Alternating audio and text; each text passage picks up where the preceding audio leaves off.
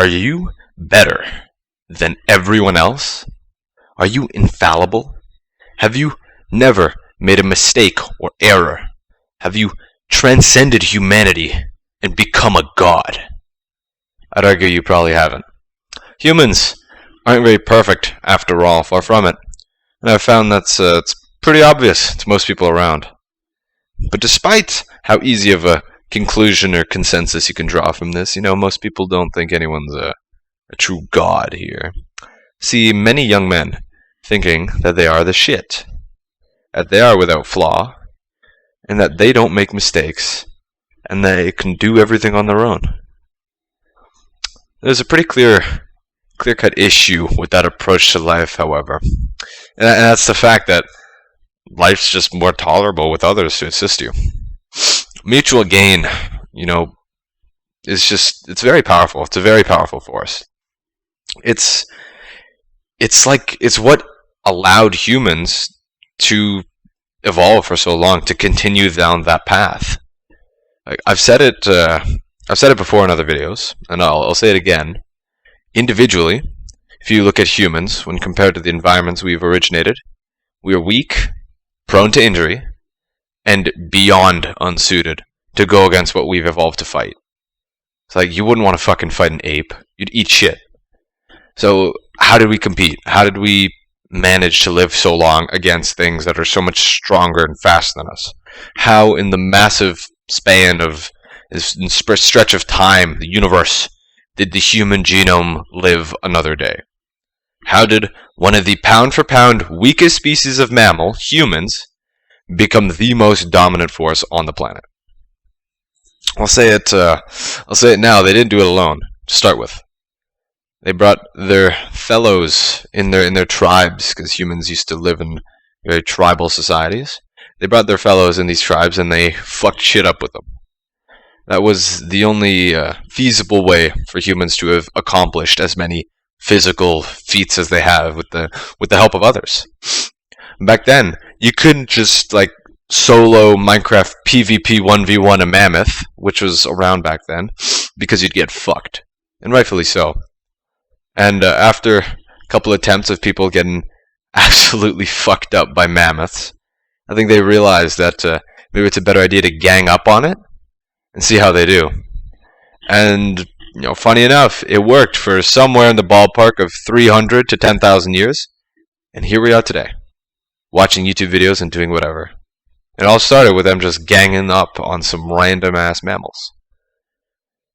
So what's the moral of that story? Well, individual faults or insufficiencies, so humans' weakness, their general lack of speed, I'll say, they can be worked around with enough of a solution, right, when given more help. The primary strength and capability, I'll say, that humans have and they've cultivated, it was never physical or individual. It was always like a subset usage of the mind, if you will. What set us apart was the mind, because it was that usage. It was using the more advanced brains that they have to get early humans to start chucking rocks at things, and it all went downhill from there. That kind of innovation, almost. It gave humans a reason to continue using their somewhat above average brains, compared to everything else, and start using that to the best of their ability, because it was made effective, right? Rather than trying to rely on brute strength or size to stay afloat. You'll see that with other great apes. They're just big and bulky and strong, but they don't tend to be the smartest. But that then translated into more advanced tool usage. So they started making spears and shit, and really fucking with these rocks. And group hunting with that, which allowed humans to continue competing with larger and more dangerous animals than ever before. And soon enough, with enough innovations like that, humans were getting more and more dangerous. But if you look at them individually, they weren't actually getting much stronger, much smarter.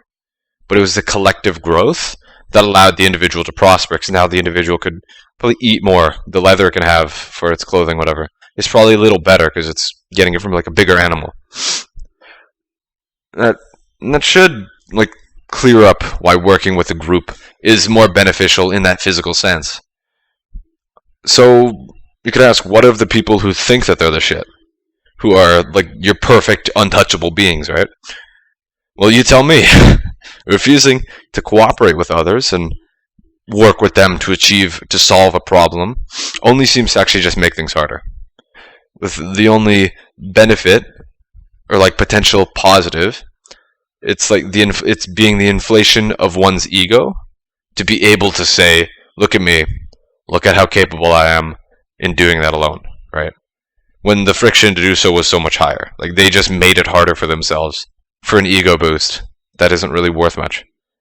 This isn't really a feasible way of living, and it's an immature mindset fundamentally that everyone's got to grow out of eventually if they've found themselves into that, because you can't live like that. Your self-worth shouldn't be coming from being like a solar player, Billy Badass, when it could instead be from what you've accomplished with the help of others, right? You'll end up getting more shit done, so you'll further improve yourself, whilst also bringing up like the people alongside you that contributed. So like all these ape tribesmen kicking the shit out of a mammoth, right? Like they're all benefiting from that because they all get more shit to eat.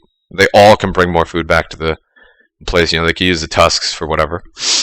And I don't think that effect is worth the little ego trip from doing everything on one's own, right? Because maybe that guy who goes out and solos a mammoth is the 1 in a million guy who does it. Like, great, you're gonna be a legend, and you've made it very difficult, and you probably got injured, right? Like, is it really worth it? I've said it before, and I'll say it again. We are not infallible, so there is no point, especially in the modern world, of holding on to the notion that everything is in your control and you're the main player, because you can get a lot more done if you have more than just yourself doing something. Like, it's a saying. There's a saying for a reason. 2 pairs of hands are better than 1. That rhetoric is shared for a reason, because it's fucking true. If you look at like wolves, and there's a lot of people who idealize the lone wolf kind of persona, but you gotta think the lone wolf, it's gonna live and it's gonna die alone. But the pack survives together, right? The one in the pack dies with who he's been working with, but the one alone is completely lost to everyone, right? We've been group creatures. We've been working in tribal societies for ages, and I don't think it's worth missing out on what you could accomplish with the help of others to inflate one's own ego in the now, because the ego is just not worth anything until it makes itself worthwhile, until it's the ego that drives proper progression for the person, proper growth. I'd say try it out for yourself. Shit starts getting done a hell of a lot faster when you have more than just yourself doing it. But I know personal control, that kind of having full influence over your own thing, tends to be one of the main concerns people have. They want their stuff, their projects to be like uniquely their own. But the fact of the matter is that the world don't care about what you want. The biggest empires in the world required shit to be delegated off to someone else so that the important shit gets done by the right people. It's the same principle. What I'm telling you to do is play to the innate strength within you, that being coordination, cooperation with others, working with others, and just see how much you can accomplish with that approach. How much you can grow and develop yourself and those around you without being conceited in your approach, because it's not worth it. That will not get you as far as you're able to go.